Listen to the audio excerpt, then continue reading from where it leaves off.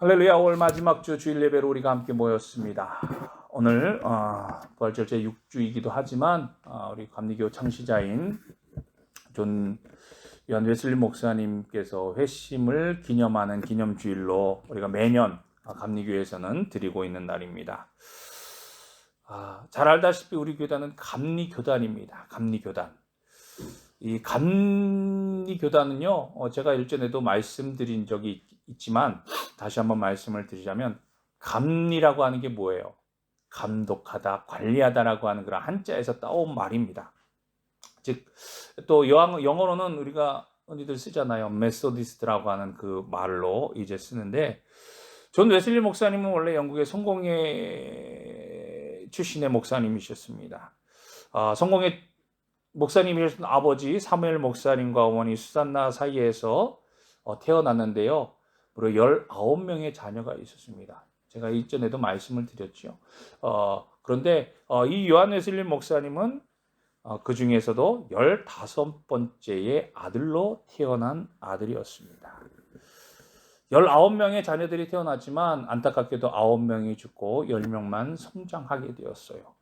그 15번째 아들이 존 웨슬리였고, 이 성공의 목사님이셨던 아버지와 어머니의 그런 가정교육의 영향으로 굉장히 신앙적으로도 엄격하게 웨슬리 목사님은 이제 성장하게 됩니다.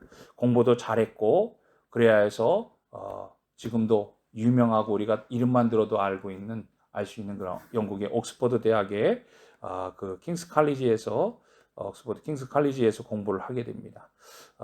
또 동생 찰스 웨슬리와 함께 또래 몇몇 사람들을 모아서 홀리 클럽이라고 하는 이 클럽을 만들어서 이제 학교를 다니면서 신앙 운동을 하기도 했습니다.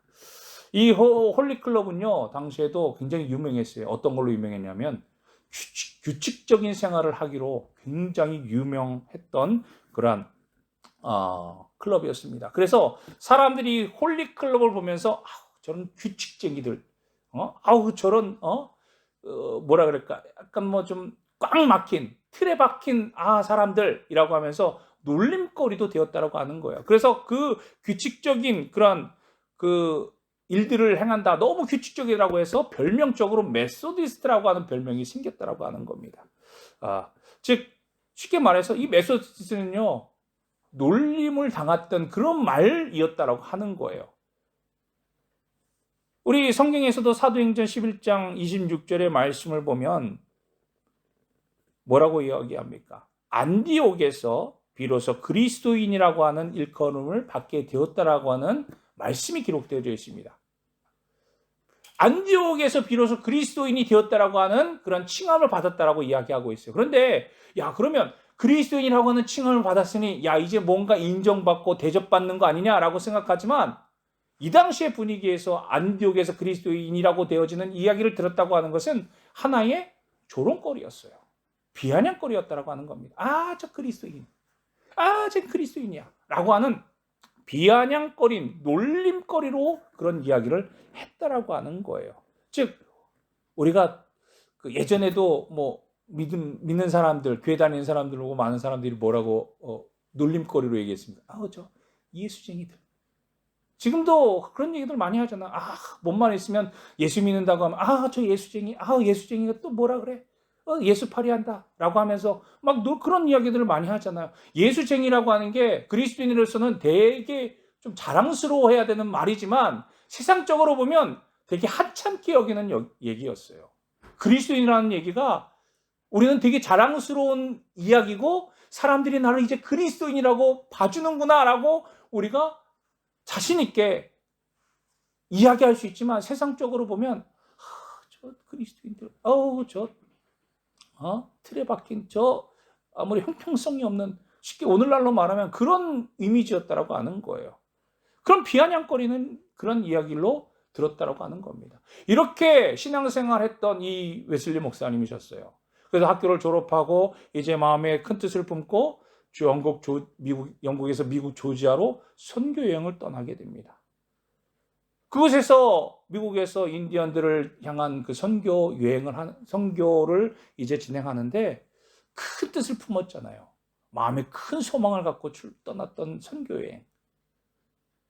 그동안 아버지 밑에서 열심히 신앙 생활도 했었고, 그리고 학교에서도 홀리클럽이라고 하는 클럽을 만들어서 열심히 성경 공부도 하고, 그 홀리클럽 하면서 세 가지의 규칙이 있었는데 매일같이 기도하고 사랑을 실천하고 공부하는 것이 그들에게 있어서는 철칙이었다고 하는 거예요. 매일같이 기도하고 공부하고 사랑을 실천하는 것, 이것이 규칙적으로 매일 그들에게 있어서는, 이 홀리클럽 안에서는 행하여야 했던 규칙이었어요. 그런 것들을 실천했고 몸에 배웠던 웨슬리 목사님이셨어요. 미국 조지아에 가서 인디안들을 향한 선교를 하는데 마음과 같이 영국에서처럼 쉽지가 않았습니다. 아무리 열심히 노력해도 인디안의 마음을 얻기가 쉽지가 않았어요. 결국 목사님은 마음을 접고 실패한 마음으로, 착잡한 마음으로 다시금 영국으로 돌아오게 됩니다. 그 영국으로 돌아오는 과정 속에 큰 풍랑을 타고 가던 배가 큰 풍랑을 만나게 됩니다. 여기서 목사님께서 한 가지 큰 깨달음을 얻게 되는데, 어떤 일이 있었냐 하면 큰 풍랑이 일어나서 배가 금방이라도 뒤집힐 것 같고 많은 사람들이 죽음의 고비 속에 빠져 있었다라고 하는 거예요. 흔히 말해 우리가 성경에서 보았던 요나처럼, 요나가 타고 하나님 말씀을 피해서 다시 이제 도망갔을 때 그 큰 풍랑을 만나서 배가 뒤집혀서 죽을 것 같았잖아요. 그런 일들이 이 요한 웨슬리 목사님에게도 일어났다고 하는 겁니다. 너무 죽음이 찾아오니까 너무 두려웠어요. 공포 속에 사로잡혔습니다. 아무리 그동안 신앙생활하고 말씀을 배우고 기도하고 사랑을 실천하고 그렇게 했지만 막상 죽음이라고 하는 그 두려움이 찾아오니까 겁이 나고 무엇을 해야 될지 모르는 그러한, 오늘날로 말하면 멘붕 빠져버렸다고 하는 거예요. 어떻게 할까 막 두려운 가운데 있다가 주변을 살펴보니까 가파니에서 한 무리들이 열심히 뜨겁게 찬양하고 기도하는 그 모습을 발견하게 됩니다. 요한 웨슬리 목사님은 깜짝 놀랐어요. 아니, 어떻게 저들은 금방이라도 배가 뒤집혀서 죽을 것 같은 이 상황 속에 저렇게 평안하게 기도하고 찬양할 수 있겠느냐? 도대체 저들이 어떤 믿음과 어떤 상황 속에서 저들이 믿는 하나님은 과연 어떤 하나님일까? 왜 나는 저런 믿음을 갖지 못했을까? 라고 하는 그러한 모습 속에, 내가 지금까지 믿음이 없었구나. 행하였던 것들이 그저 나는 열심으로 내가 스스로 홀리클럽도 만들고 목사님 밑에서 신앙교육도 받았고 여러 가지 이제 많은 선교도 했었지만 이 모든 것들이 이 죽음 앞에서는 내가 다 무너지는구나. 내가 지금까지 행하였던 것, 어찌 보면 하나님의 영광을 위해서가 아니라 나의 만족과 나의 안위와 나의 영광을 위해서가 아닐까라고 하는 그러한 마음에 이제 깨달음을 얻게 되는 겁니다. 구원의 확신도 없고 죽음을 두려워하는 본인의 모습을 보면서 너무나도 깜짝 놀랐다고 하는 거예요. 결국 그런 마음을 품고 영국으로 무사히 돌아오게 됩니다. 여전히 내키지 않는 마음, 과연 어떻게 해야 될까? 나는 과연 무엇을 해야 될까? 라고 하는 그런 마음 속에 올더스게이트, 어느 날 이제 밤에 올더스게이트가를 이제 예서 열리는 기도 모임에 초청을 받게 됩니다. 별로 가고 싶은 마음이 없었어요. 왜? 마음이 여전히 어떻게 해야 될지 모르는 가운데 내가 과연 목사일까?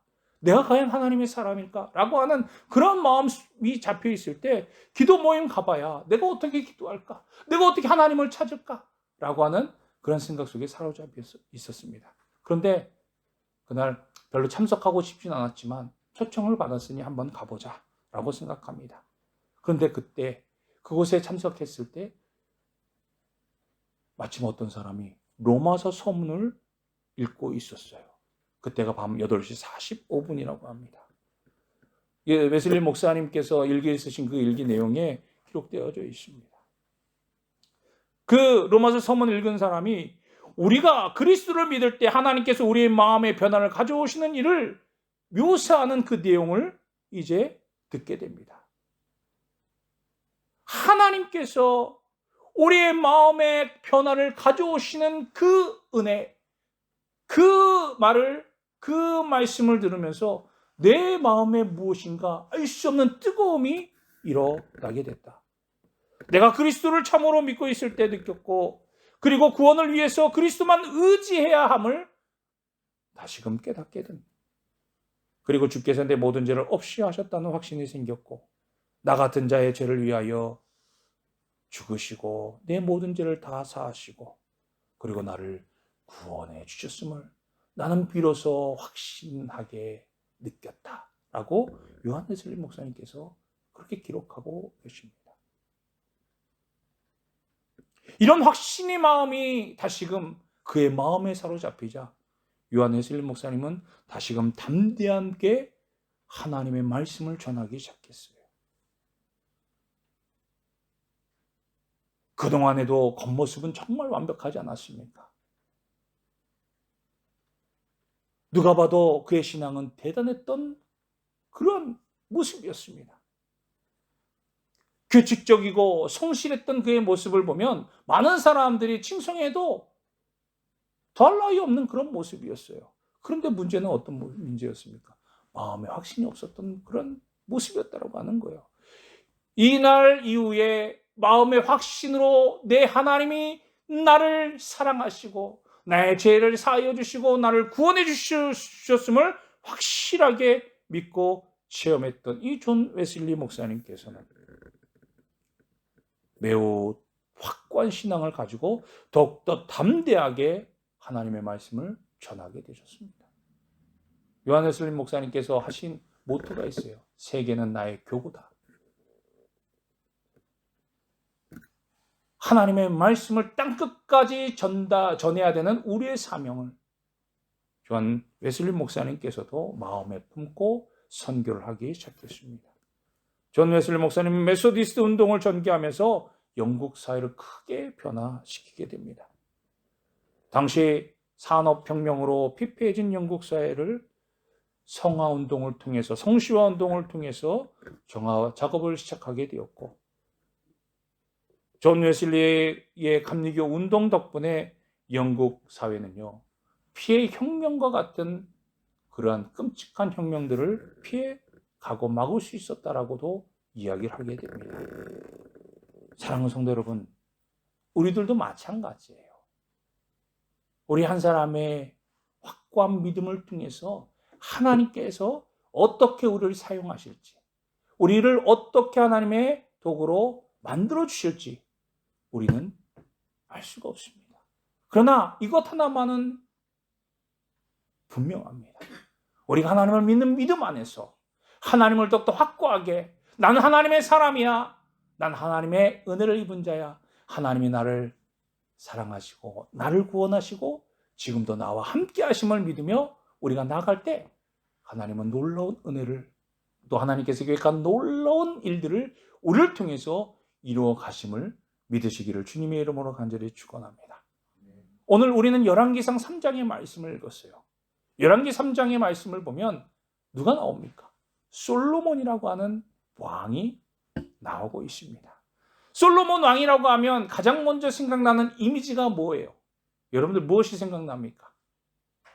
그토록 아버지 다윗이 열망하고 또 요구했던 성전 건축을 다윗은 하고 싶었지만 할 수가 없었어요. 누구 때에 하나님의 성전이 완성이 됐지요? 바로 솔로몬 왕 때에 하나님의 성전이 완공되었습니다. 성전 건축을 이루어 나갔습니다. 그런데 성전 건축보다 더 중요한 것이 무엇입니까? 바로 오늘 우리가 봉독한 3장의 말씀입니다. 여러분들도 3장의 말씀은 이렇게 잘 읽고 또 보고 들어서 잘 아실 겁니다. 하나님께서 솔로몬 왕을 세우셨을 때 솔로몬이 하나님 앞에 1,000번제를 드리면서 하나님 앞에 기도했어요. 천일 동안 하나님 앞에 나가서 기도하고 하나님 앞에 제물을 드리고 하나님의 말씀을 듣고 하나님을 향하여서 그의 마음을, 그의 신앙을 드렸던 것이 바로 솔로몬이었습니다. 이때 하나님께서 그 마음을 보시고 뭐라고 이야기하죠? 네가 무엇을 원하냐? 내가 너에게 주겠다라고 말씀하십니다. 사랑하는 성도 여러분, 만약에 여러분들이 하나님 앞에 기도하고 간절히 소망하는 것, 하나님께서 야, 너 내게 말해봐. 넌 내가 무엇을 주기를 원해? 라고 한다면 과연 우리는 무엇을 하나님 앞에 구할 것입니까? 오늘 솔로몬은요, 하나님 앞에 구한 것, 그가 왕이 되어서 하나님 앞에 구한 것은 권세도 힘도 부귀도 아닌 하나님의 지혜였다라고 하는 겁니다. 이 지혜, 나를 위해서 충분히 구할 수 있잖아요. 하나님, 난 지혜로운 왕이 되고 싶어요. 하나님, 내가 지혜롭게 돼서 내가 하나님 나에게 왕을 주셨으니 왕의 자리를 주셨으니까 내가 하나님 하나님이 지혜를 주시면 이 하나님 주신 이 왕권을 내가 든든하게 세워가겠습니다. 내가 더 나라도 확장하고 하나님 말씀 모르는 저 미개인들, 저 이방인들을 향해서 내가 하나님의 말씀도 잘 선포하고 가르치고 또 하나님 나라를 확장하겠습니다라고 이야기할 수 있잖아요. 그런데 솔로몬은요, 그와 같은 마음이 아니라 하나님께서 내게 지혜를 주시면 하나님께서 내게 맡겨주신 이 하나님의 사람들을 잘 양육하고 잘 다스리고 잘 관리해야 되지 않겠습니까? 하나님, 내가 잘나서 내가 왕이 된 것도 아니고 하나님, 내가 원해서 내가 무엇인가 특별해서 왕이 된 것도 아니고 하나님께서 나를 왕으로 세우셨사오니 다윗 왕, 하나님께서 너무나도 사랑했던 내 아버지 다윗 왕이 하나님의 은혜를 받고 하나님을 잘 따라서 이렇게 복이 강성한 이 하나님께서 주신 이 나라를 세우셨다면 하나님, 저는 이제 너무 어린 나이입니다. 젊은 나이예요. 제가 어떻게 할 수 없잖아요. 하나님께서 내게 지혜를 주시면 내가 하나님께서 주신 이 백성들 그리고 이 나라들을 하나님이 원하는 대로 하나님의 뜻대로 잘 다스리겠습니다. 그러니 하나님, 나에게 지혜를 주시옵소서 라고 그렇게 간구했다라고 하는 겁니다. 무엇 때문에요? 나의 영예와 나의 안위와 나의 만족을 위해서가 아니라 하나님의 나라, 하나님의 뜻, 하나님의 계획, 하나님의 백성들을 위해서 하나님, 내게 지혜를 주시옵소서 라고 그는 그렇게 기도하게 됩니다. 사랑하는 성도 여러분, 하나님께서 솔로몬을 세우셨으니까 당연히 하나님께서 솔로몬이 구한 것 주셔야지 맞는 거 아니겠습니까? 라고 생각할 수도 있잖아요. 근데 솔로몬이 왕이 됐을 때 그가 왕이 되기까지 얼마나 힘들고 어려웠는지, 그런 상황 속에 있는지 말씀을 보면 우리가 잘 알고 있습니다. 역대기상 28장의 말씀을 보면 다윗이 솔로몬을 왕으로 세우는 장면이 기록되어져 있습니다. 다윗이 그렇게 소원했던 하나님의 성전을 건축하려고 모든 준비를 다 하였지만 앞서도 말씀드린 것처럼 하나님은 다윗이 전쟁을 많이 하여서 그 피를 너무 많이 흘렸기에 하나님은 그 다윗에게 성전 건축을 허락하지 아니하셨어요. 그리고 하나님이 자신을 선택하여서 왕이 되게 하신 것처럼 자신의 많은 아들 중에 솔로몬을 직접 택하셔서 왕으로 세우시겠다라고 말씀하고 계십니다. 자연스럽게 솔로몬이 다윗의 뒤를 이어서 왕이 된 것처럼 보이기도 합니다. 하지만 솔로몬이 왕이 되기까지 큰 어려움이 있었습니다. 또한 그에게 늘 컴플렉스 같은 그러한 모습이 있었어요. 역대기상 3장 다윗의 자녀들을 잘 기록하고 있습니다. 말씀을 잠깐 살펴볼까요? 아까 우리가 요한웨슬리 목사님이 몇 명의 아들이 있었다고요? 몇 명의 자녀? 19명의 자녀를 낳았다고 했잖아요. 거기에서 이제 오늘 이 다윗의 자녀들을 보면 역대 3장 말씀을 보면 헤브론에서 암논, 그리고 다니엘, 압살롬, 아도니아, 스바랴, 이드리암을 낳고 거기서 7년 6개월 동안 통치를 하게 됩니다. 예루살렘으로 옮기기 전에. 그리고 예루살렘에서 33년을 이제 다스리게 됩니다. 통치하게 되면서 스무와 소반, 나단, 솔로몬, 그리고 이팔과 엘리사마, 엘리벨렛, 노가, 네벡, 야비야, 엘리사마, 엘리아다, 엘리벨렛, 이 9의 자녀도 이 예루살렘에서 낳게 됩니다. 그리고 누이 다말도 이제 얻게 됩니다. 그리고 또 많은 소실의 아들들이 있었어요. 기록되지 못한 많은 자녀들이 있었다고 하는 겁니다. 그리고 더 놀라운 것은요, 어머니도 위로 6번째 형까지는 다 다르다라고 하는 거예요. 그 중에 솔로몬은 10번째의 아들이었습니다. 너무 많아도 너무 많지 않습니까, 여러분? 이스라엘 사회가 어떤 사회입니까? 누구한테 아버지의 모든 것들을 물려주죠? 장자, 첫 번째에게 물려주지 않습니까? 근데 솔로몬이 몇 번째라고요? 10번째였어요. 10번째. 우리가 잘 알고 있듯이 요셉도 위에 형들이 시샘을 받아서 그렇게 아버지가 너무나도 총애하고 너무나도 사랑하니까 형들의 시샘과 형들의 질투 때문에 죽은 고기까지 넘기지 않습니까? 솔로몬도 마찬가지예요. 그 왕위가 얼마나 중요한 높은 자리입니까? 그런데 사무엘하 12장 24절의 말씀을 보면 솔로몬이 태어났을 때 하나님이 너무나도 그를 사랑하셨다라고 말씀하고 있어요. 그래서 여디디아라고 하는 하나님께 사랑을 입었다라고 하는 뜻의 이름을 나단 선지자를 통해서 이 솔로몬은 얻게 됩니다. 한마디로 하나님의 사랑을 듬뿍 받은 왕이 바로 솔로몬 왕이었어요. 누구처럼? 요셉처럼.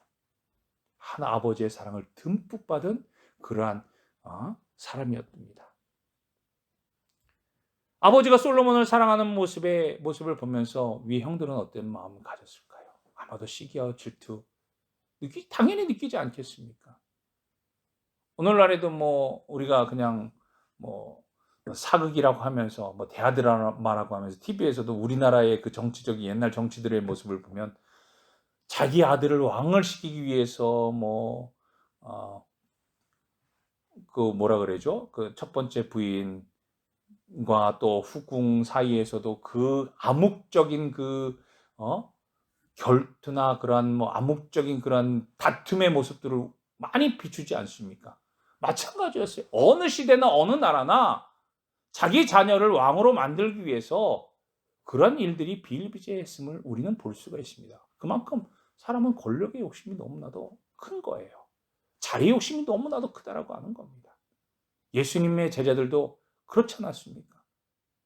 어머니를 통해서 내 아들을 당신이 높은 자리에 올라가시면, 당신이 왕이 되시면 내 아들을 당신의 우편에 좌편에 좀 그렇게 앉혀주십시오 라고 그렇게 얘기했던 것처럼 우리는 너무나 그 자리의 욕심, 그 권세의 욕심, 힘의 욕심을 늘 가지고 있는 그러한 존재들입니다. 그런 죄성들이 있다라고 하는 거예요.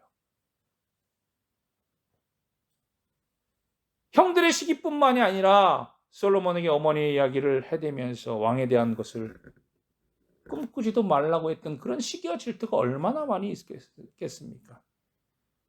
어머님 밧세바는 출신이 어땠습니까? 정식으로 다윗이 결혼해서 얻은 아내가 아니지 않습니까? 자기 군대 장관의 아내를 겁탈해서 얻은 그런 아내가 바로 자기 어머니였어요. 그러니 출신의 신분도 보고 여러 가지 모습을 봐도 결코 떳떳하게 내세울 것 없는 그런 사람이 바로 솔로몬이었어요. 그런데 그 형들의 모습들을 보십시오. 그렇게 시기하고 질투했던 그들의 모습들이 하나님 앞에 하나같이 어땠는지 성경은 우리에게 너무나도 확실하게 보여주고 있습니다. 만일 그런 시기와 질투의 모습이 있었어도 내가 하나님을 잘 섬기고 하나님의 말씀대로 순종하며 살겠습니다. 하나님이 나의 구원이 되시고 하나님만이 나의 왕이 되시고 하나님만이 나의 아버지 되심을 내가 내 다윗 아버지를 보았을 때 내가 그것을 믿고 나는 하나님만 따르겠습니다. 하나님 앞에 진실되고 겸손하고 하나님의 말씀에 순종하면서 살겠습니다라고 고백했다면 그들의 삶이 어떻게 변했을지 우리는 알 수가 없습니다. 하지만 성경은 분명하게 이야기합니다. 뭐라고요? 큰아들 암논은 배다른 동생 압살롬의 누이 다말을 짝사랑합니다. 어떻게 하면 내 배다른 누이 다말을 얻을 수 있을까? 그가 한 꾀를 내지 않습니까? 야, 나 아파. 내 동생 다말로 하여금 나를 간호하게 해줘. 라고 하면서 아프다는 핑계로 동생에게 자기 간호를 맡겼다가 자기 동생을 겁탈하지 않습니까? 그래서 자기 아내로 삼으려고 했는데 그것도 좋아요. 너무나도 짝사랑하는, 너무나도 사랑하는 마음 좋잖아요.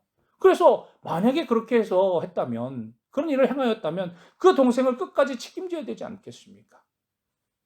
그런데 어떠한 모습을 보입니까? 짝사랑하라고 겹탈하고 나서 난 이제 흥미가 사라졌어. 난 너를 사랑하지 않는 것 같아. 버리게 됩니다. 하나님이 그 마음을 아셨어요. 그를 쳐버립니다.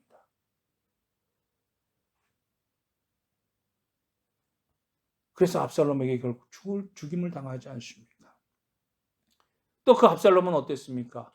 아버지 다윗이 왕으로 있었을 때도 반역하여 자기가 왕이 되고 싶었어요. 그래서 해서는 안 될 반역을 꾀하게 됩니다. 그렇게 반역을 꾀하다가 요압의 부하들에게 죽임을 당하고 맙니다. 또한 그런 일에도 불구하고 다윗이 나이가 많아서 늙어지자 솔로몬의 형인 아도니아가 스스로 왕이 되고자 하지만 또한 실패해서 죽임을 당하게 됩니다. 왜? 하나님께서 직접적으로 세우지 아니하시고 하나님의 말씀에 순종하지 아니하면 하나님은 결코 그대로 내버려 두지 않으시는 분이심을 우리는 분명히 알아야 됩니다. 분명히 우리가 마음에 새겨야 될 줄로 믿습니다. 하나님이 세우셔야 합니다. 하나님이 주셔야 합니다. 하나님께서 우리의 마음을 뜨겁게 하시고 하나님께서 우리를 온전케 하시고 하나님께서 우리의 길을 형통케 하시면 우리가 비록 지금 상황과 여건이 힘들고 어렵다 할지라도 우리는 결코 그것으로 인해 낭망하거나 좌절하지 않게 됩니다. 왜? 하나님께서 붙들어 주시기 때문이에요. 하나님의 은혜를 입어야 되는 하나님의 사람들이기 때문입니다. 우리가 잘 알고 있는 잠언서 16장 9절의 말씀이 어떤 말씀입니까? 사람이 마음으로 자기 길을 계획한다 할지라도 그 걸음을 인도하시는 분은 오직 여호와 하나님이시다. 솔로몬은요, 그의 삶을 통해서, 다윗도 그의 삶을 통해서 그 모든 것들이 하나님께서 인도해 주셔야 됨을 우리에게 분명히 보여주었던 그런 삶을 살았던 것이에요. 많은 신앙의 위인들, 그리고 성경에 기록되지 아니하는 많은 하나님의 사람들이 바로 이와 같은 믿음으로 하나님을 의지하고 하나님을 바라보며 나아갈 때 하나님께서 그들을 통해서 놀라운 일들을 이루어 주셨다고 하는 사실을 우리는 분명히 깨달아야 될 줄로 믿습니다. 우리는 내가 지금까지 신앙이 이렇게 깊어, 나는 지금까지 성경을 1년에 10독씩 100독씩 나는 시간 날 때마다 하나님 앞에 나아가 하나님의 말씀대로 살려고 노력해. 물론 우리에게서 신앙의 열심이 중요합니다.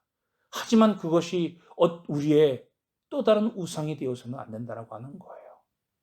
나의 신앙의 열심으로 그것으로 인하여서 하나님보다 앞서서는 안 된다고 하는 사실입니다. 신앙의 교만이 얼마나 무서운지 모릅니다. 나는 이만큼 성경 공부를 했기 때문에 나는 성경에 대해서 너무나도 잘 알아 라고 하면서 그 얕은 지식을 앞세워서도 안 될 것입니다. 그것 때문에 망한 많은 목회자들을 보십시오. 지금도 떵떵거리면서 그렇게 이야기하다가 몰락해가는 많은 목회자들이 있지 않습니까?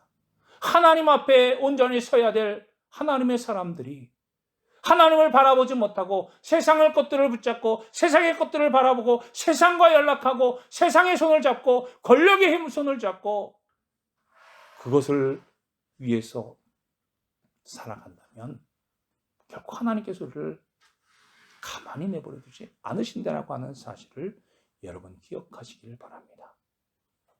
오늘 말씀을 통해서 우리가 분명히 깨달아야 될 것은 무엇이지요? 무엇보다 하나님의 마음에 들어야 될 줄로 믿습니다. 오늘 성경은요 10절의 말씀에 뭐라고 기록되어져 있지요? 솔로몬이 이것을 구하매 그 말씀이 주의 마음에 든지라. 주의 마음에 든지라. 하나님의 마음에 드는 우리의 믿음이 되어야 될 줄로 믿습니다. 하나님의 마음에 들게 우리는 하나님 앞에 우리의 삶을 드리고 우리의 마음을 드리고 우리의 생각을 드리고 우리의 걸음을 드리는 저와 여러분이 되어야 될 줄로 믿습니다. 그럴 때 하나님께서 우리에게 놀라우신 은혜를 더하여 주십니다. 솔로몬이 하나님 내게 주신 이 백성들 너무나도 많고 그 수를 헤아릴 수 없습니다. 제가 아버지처럼 다윗처럼 어떻게 그 일을 다 감당합니까? 저는 너무나도 어린아이입니다. 출입을 어떻게 해야 될지 모릅니다. 어떻게 내가 판단하고 어떻게 내가 분간할지 저는 아직도 모르겠습니다. 하나님의 백성들을 위해서 내게 그 지혜를 주옵소서. 올바로 판단하고 올바로 저들을 양육하고 올바로 저들을 하나님 앞에 세울 수 있도록 하나님 내게 지혜와 명철과 하나님의 능력을 더하여 주옵소서. 그렇게 구했을 때 하나님께서 그의 말씀을 그의 기도와 간구를 마음에 드시는 것입니다. 하나님 내가 이것이 필요해요. 하나님 내가 이것을 원해요. 하나님 내게 이것이 부족해요. 하나님 내게 채워주세요. 라고 기도하기보다 하나님 내가 하나님을 위해서 무엇을 해야 합니까? 하나님 내가 지금 하나님 앞에 어떻게 해야 되겠습니까? 하나님 내게 알려주십시오. 내가 하나님 말씀을 듣겠습니다. 우리가 그러한 믿음의 모습들을 보여야 될 줄로 믿습니다. 하나님께서 그러한 마음을 하나님께서 좋게 여기시는 거예요. 그래서 하나님께서 뭐라고 말씀하십니까? 우리에게 너무나도 중요한 말씀을 주시고 계시지 않습니까? 이 하나님이 그에게 이르시되 내가 이것을 구하는도다 자기를 위하여 장수하기를 구하지 아니하며 부도 구하지 아니하며 자기 원수의 생명을 멸하기도 구하지 아니하고 오직 송사를 듣고 분별하는 지혜를 구하사오니 내가 내 말대로 하여 내게 지혜롭고 총명한 마음을 주노니 내 앞에도 너와 같은 자가 없거니와 내 뒤에도 너와 같은 자가 일어남이 없으리라. 하나님께서 솔로몬을 가장 높게 세워주시겠다라고 하는 거예요. 내 앞에도 없었고 내 후대에도 너와 같은 사람이 일어나지 않을 것이다. 얼마나 놀라운 축복입니까? 얼마나 놀라운 은혜입니까? 이 은혜가 우리 가운데 있기를 주님의 이름으로 간절히 축원합니다. 그리고 마지막 하나님께서 분명하게 이런 축복을 주시면서 명령하시는 것이 있어요. 내가 하나님 앞에 하나님의 뜻을 구하였더니 하나님 내게 축복을 주시는구나. 하나님 내게 이렇게 응답해 주시는구나. 물론 하나님의 은혜와 축복을 우리가 믿고 의지하는 것 물론 중요합니다. 그러나 더 한 걸음 더 나아가서 하나님께서 우리에게 더 명령하시는 그 명령 분명하게 지켜야 될 줄로 믿습니다. 그것이 어떤 명령입니까? 우리 14절 말씀을 함께 우리가 봉독해 볼까요? 14절 말씀을 보면 내가 만일 내 아버지 다윗이 행함같이 내 길로 행하며 내 법도와 명령을 지키면 내가 또 내 날을 길게 하리라. 할렐루야. 어떻게요? 내 아버지 다윗의 행함같이 내 길로 행하며 하나님의 뜻대로 행하라는 겁니다. 하나님의 말씀에 순종하라고 하는 거예요. 그리고 내 법도와 명령을 지키면 내가 내 또 나를 길게 하리라. 하나님의 나를 길게 하신다고 하는 거예요. 그 생명을 하나님께서 길게 연장해 주시고 내 후대에도 그런 일들을, 그런 은혜를 내려주시겠다라고 약속해 주시는 겁니다. 누구 때문에? 나의 믿음 때문에. 사랑하는 성도 여러분, 존 요한 웨슬리 목사님의 그런 회심을 통해서 영국 사회가 변화되어지고 정화되어지고 놀라운 은혜를 입었던 것처럼 나 때문에, 솔로몬 때문에 이스라엘 백성들이 하나님의 은혜를 다윗으로부터 솔로몬에 이르기까지 큰 은혜와 영광을 누리게 된 것 같이 우리도 마찬가지입니다. 우리 가정이 나로 인하여 하나님의 말씀을 잘 듣고 하나님의 마음에 들어서 하나님의 뜻대로 행하게 될 때 나를 통해서 내 가정이 큰 은혜와 축복을 누리고 그 믿음이 대대손손 그 후손들이 하나님의 은혜와 축복을 누리는 그런 믿음의 가정으로 세워지게 됨을 여러분을 하나님께서 약속해 주고 계시는 거예요. 이 약속의 말씀을 믿고 우리가 분명한 믿음 안에서 승리하며 나가는 저와 여러분 되시기를 주님의 이름으로 간절히 축원합니다. 늘 하나님의 은혜 가운데 승리하는 저와 여러분이 되시기를 주님의 이름으로 간절히 축원합니다. 기도하겠습니다.